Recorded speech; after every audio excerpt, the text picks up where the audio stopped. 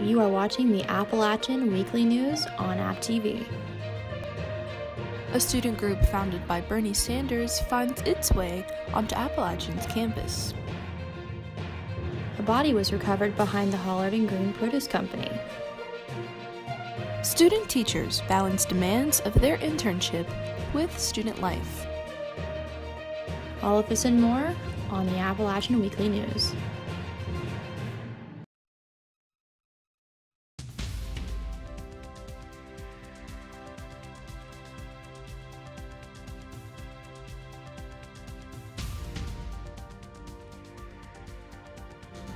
Good afternoon, and thank you for joining us on this Friday, March 26th. Live from the Beasley Media Complex in Boone, this is the Appalachian Weekly News. I'm Xanayra Marin-Lopez. And I'm Isabel Martin. We have breaking news on a car crash at the intersection of 105 and State Farm Road. The collision is causing moderate traffic in this area, and crews are sweeping broken glass up from the road. First responders were actively trying to delegate traffic so that things could get back to normal as soon as possible. We have reached out to the Boone Police Department for more information, but have not received a response in time for today's show. We wish everyone involved a speedy recovery.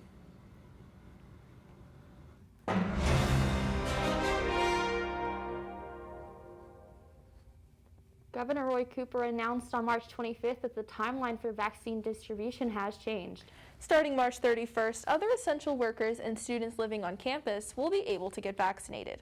All adults in North Carolina will be eligible on April 7th. Cooper announced this in his latest press conference. So today I'm announcing that we will move to the rest of Group 4 on March 31st. This includes essential workers and commercial services such as hospitality and retail, chemical and pharmaceutical facilities, construction, housing, and real estate, and other essential sectors.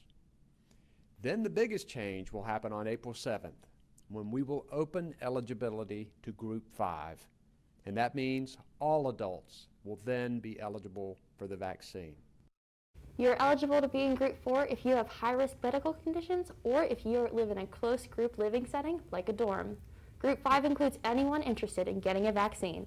2 vaccine clinics will be held on campus from March 31st and April 1st from 9 a.m. until 4 p.m. We caught up with a few students to see how they feel about the changes in distribution. That's the right thing to be on. I got vaccinated a couple days ago, actually. So, I mean, the more we get that out, the quicker we get somewhat back to normal. I think it's definitely good and should be happening. There's so many extra vaccines anyway, so I think that just giving it to such a bigger, more broad group of people is definitely the best next step.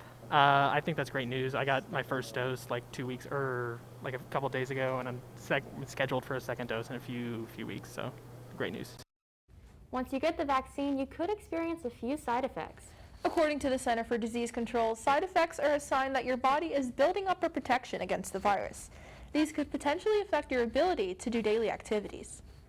Some common side effects are pain, headaches, fever, tiredness, chills, and nausea. To reduce pain and discomfort, you can apply a cool, wet cloth to the area where you received your shot, or you can use and exercise your arm. The CDC also recommends drinking fluids and dressing lightly to reduce fever.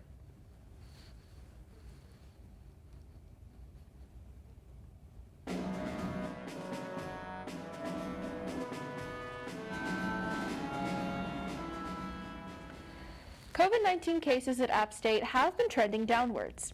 There are currently 23 active cases. There are 6 active clusters in residence halls. 5.8% of tests in North Carolina are positive. More than 5,000 tests have been performed on campus since the beginning of this year. On Sunday, March 20th, a body of a man was found in the New River behind the Hollar Greene produce company. The body was uncovered around 2 p.m. Investigators are still trying to find the cause of death, although no foul play has been suspected. Officials are working to notify the victim's family before releasing the identity. An autopsy has been performed by the medical examiner in Winston-Salem. App State continues to add COVID-safe activities around campus. Sanford Mall has new fire pits installed so students can gather while socially distancing. University recreation and campus activities have also introduced ways for students to get active during the pandemic. Roy Cooper's new executive order said that gyms can now open at 50% capacity. URC has created more spaces for students. Appalachian Popular Programming Society has organized movie nights in the Schaefer Center for up to 100 people every other week. APPS also organized an event called Spring Break on Sanford, which is an opportunity for students to gather outside and enjoy the sun while social distancing. App State students have 5 weeks left to complete their 3rd semester during COVID-19. With no university-mandated breaks this year, students are finding new ways to prevent burnout. There is currently a bill in the Student Government Association and a petition to allow students to have wellness days and time off from school. Chris Hogan is Director and Chief Psychologist of App State's Counseling and Psychological Service. Hogan says maintaining regular sleeping and eating schedules, exercise, hobbies, and talking with your professors are just a few ways you can take care of yourself during the pandemic. Riley Cole, chair of the External Affairs Committee in SGA, says the students need a break to get away from academic pressures. And so mental health has been declining because of the pandemic, but then we stack everything else on top of it, and so it just keeps getting worse and worse. And so having a break and being able to just step away from all of our pressures and all of our responsibilities for just a moment can allow us to breathe and just kind of take time to ourselves and reflect on what we've been through, how far we've come to be here. But I do think that we can't keep doing this and we can't keep going without a break because it's just going to lead to more and more burnout. Student teaching is a full-time job, but it does not pay a salary. Education majors are required to go through the student teaching process. Carmen Crook is a math education major at App State. She is currently going through the student teaching process. Crook has to work on the weekend to supplement her income on top of a full-time job that is student teaching. Many students in Crook's position will also take jobs, but some universities warn student teachers against the time restrictions. I personally cannot afford to not work at all, so I also will be working on the weekend. So it's kind of like I'm working 7 days a week between 5 days of student teaching and then working on the weekends just to help pay for gas. On March 4th, the North Carolina State Board of Elections received the 2020 Clearinghouse Award for their achievements in poll worker recruitment.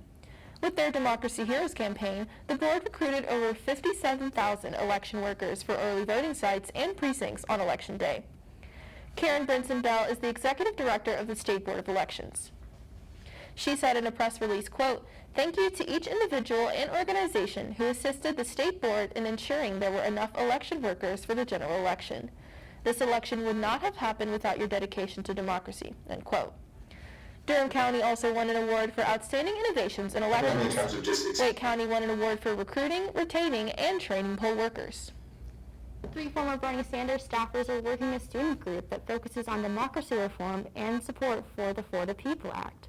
MPAC has plans to reduce money in politics and make voting more accessible. MPAC has plans to be on college campuses in all 50 states, but they want to focus their efforts in West Virginia and Arizona. In the 2020 election, 60% of voters aged 18 to 65 years old in North Carolina voted. Watauga County has a record number of 71.6% of voter turnout. This is much higher than the national average of 52 to 55%. Dalton George, the former App State College Democrats president, says he is glad students are stepping up. Definitely in terms of just expanding access to voting.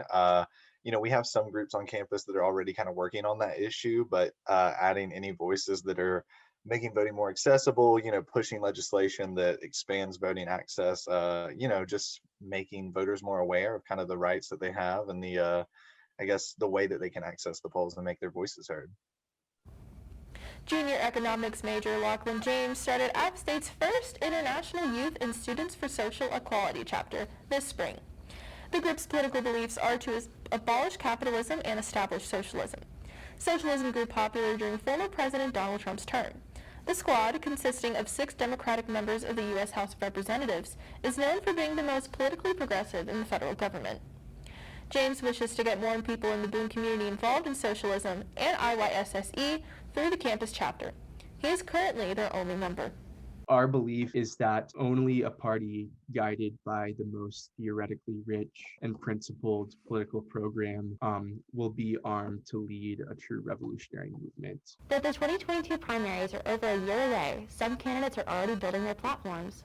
App State alumni and law enforcement officer Michael Ackerman challenged Virginia Fox for the 5th District U.S. House of Representatives seat. Ackerman graduated from App in 1999 and taught on the Navajo Reservation in Arizona. After that, he joined the police force in Arizona before becoming the deputy sheriff in South Carolina. Appleton does not have a website for his campaign. He's active on Facebook where he discusses issues such as minimum wage, rural medical care, Social Security, and COVID-19. You know, we have to be able to get back to a point where we can have differences of opinions and be able to debate those opinions. But at the end of that debate, be able to shake hands and truly respect one another. My philosophy is very simple. It's to build relationships with people one at a time. That's how we do it. After a fire in Raven Rock's residence hall last week, students are taking fire safety on campus more seriously. Our correspondent Ayanna Willoughby has the story. I was laying in bed and all of a sudden I just smelled something burning. Last week, a student put a mattress pad in a dryer at Raven Rock's residence hall and it caught on fire. It kind of freaked me out, the smell. You can still smell it right now. All students were evacuated from the building and there were no injuries or property damage. Living in a heavy wooded area like Boone means that we could see more fire-related incidents. And found out that our cabin had completely burned to the ground and was a total loss. There was too much damage to even discern what happened. On January 20th, local business owner Kate Kreider got a call that will change her life forever. When they got there, it was already completely burned. So the fire took place at Wild Juniper, an Airbnb in Boone. We later found out that someone across the mountain had called it in. One of her friends created a GoFundMe that has already met the $10,000 goal. But I'm so just blown away. Last year, the Boone Fire Department handled over 1,000 incidents. We do have a lot of unattended cooking fires.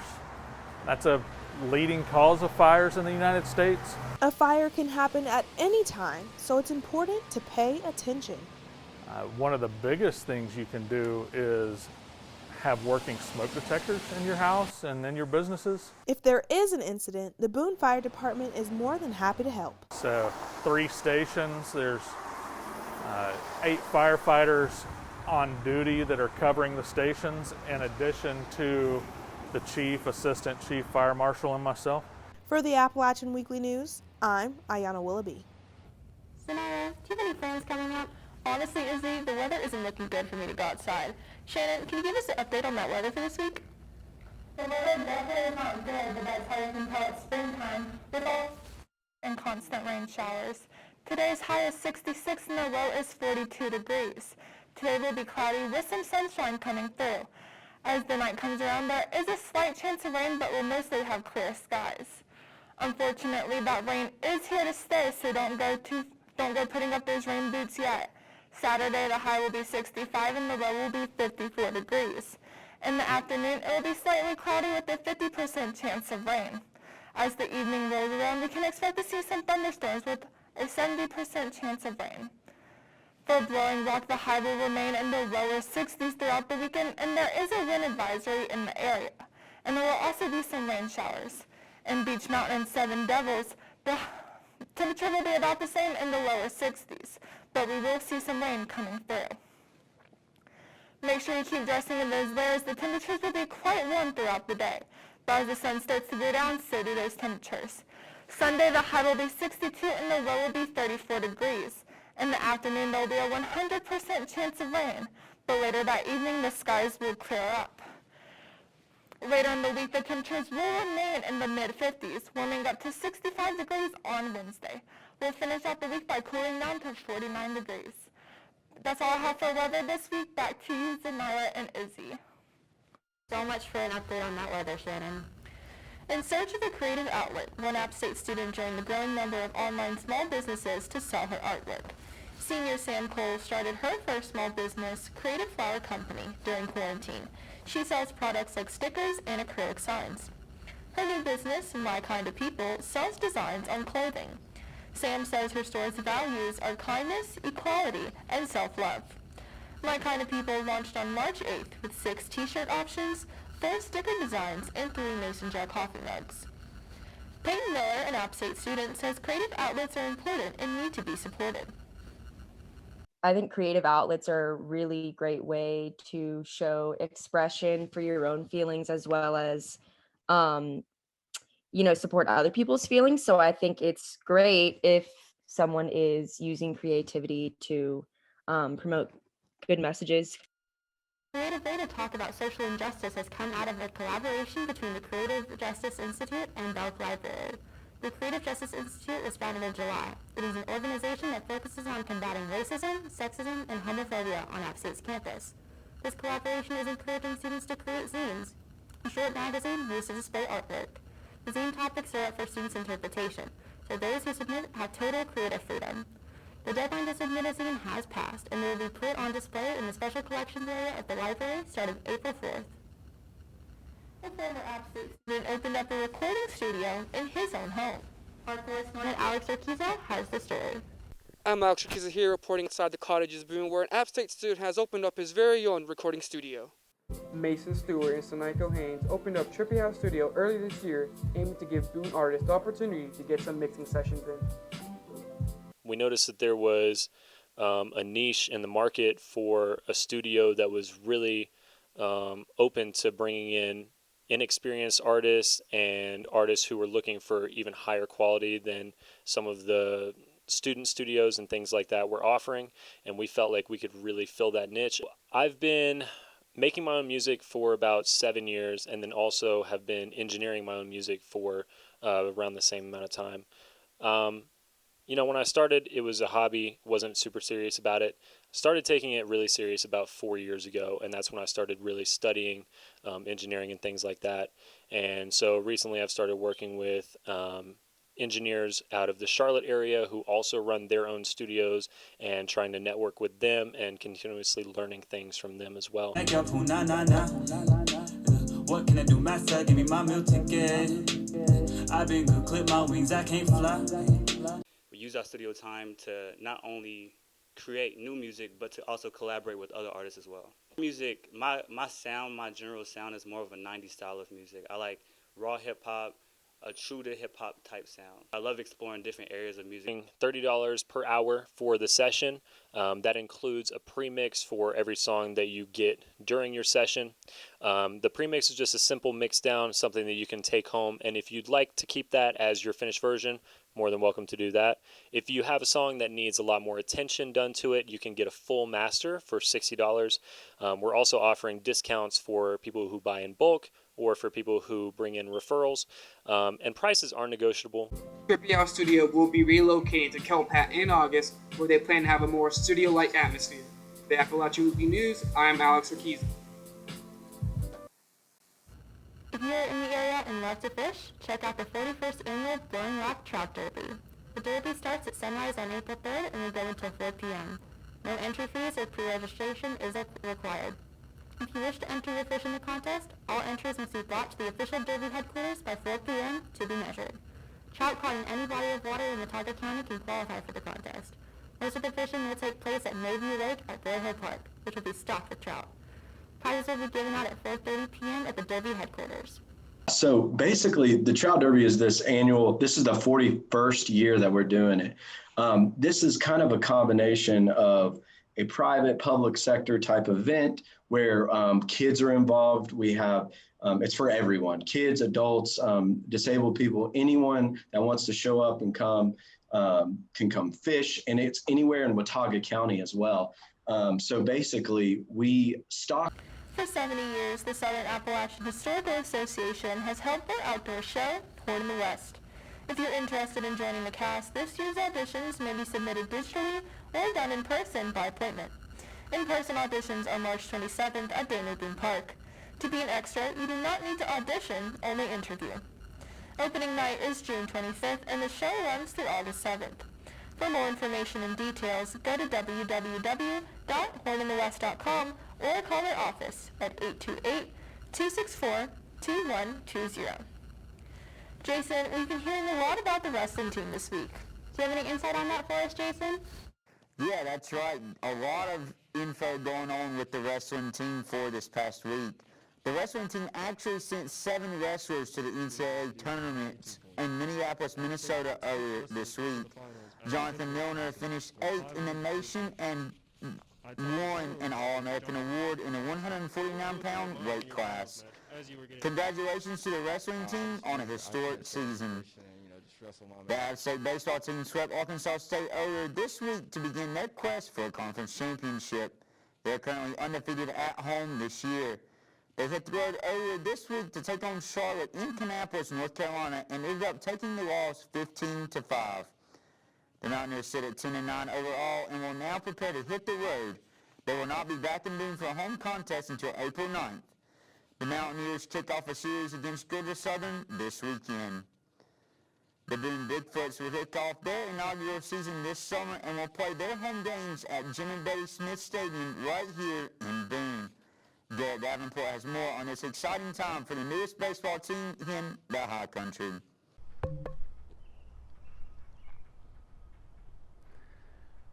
Batter up, baseball fans. Grab you some peanuts and Cracker Jacks because summer baseball is coming to Boone. The Boone Bigfoots are here and ready to combine sports and entertainment to create the ultimate family fun experience right here in the High Country. Appalachian State University and the Boone Bigfoots have partnered to let their brand new Summer League team play at Beaver Field at Jim and Betty Smith Stadium.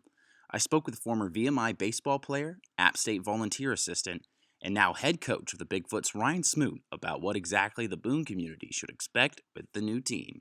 And what it really is, it's an opportunity for college players after their season to go get experience, get more at-bats, get more innings on the mound.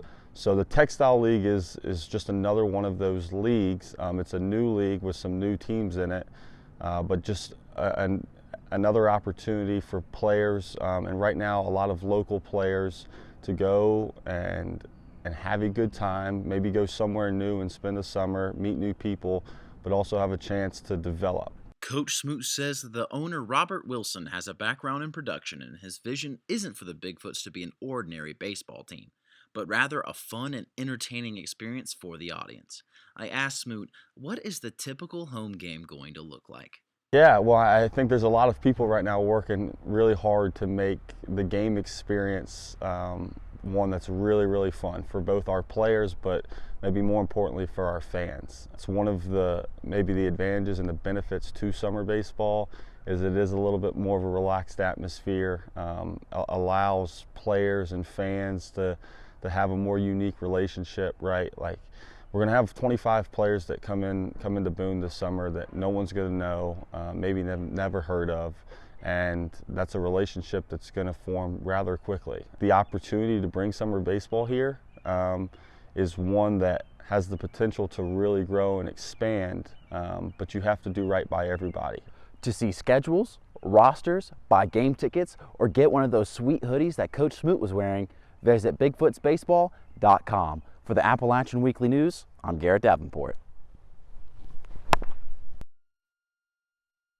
Season is in full swing as they have begun conference play. After getting swept by South Alabama last week, they traveled to Coley to take on Western Carolina in a doubleheader on Tuesday.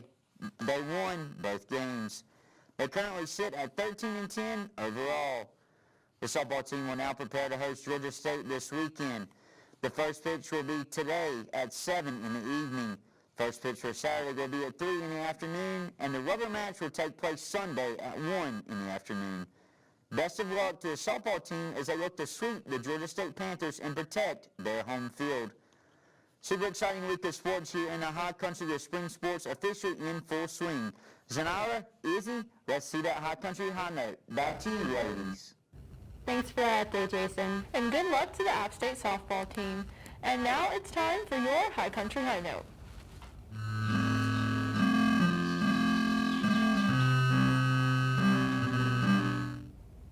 From the High Country to Hollywood, you may recognize an App State student on TV as a contestant on NBC's Game of Games.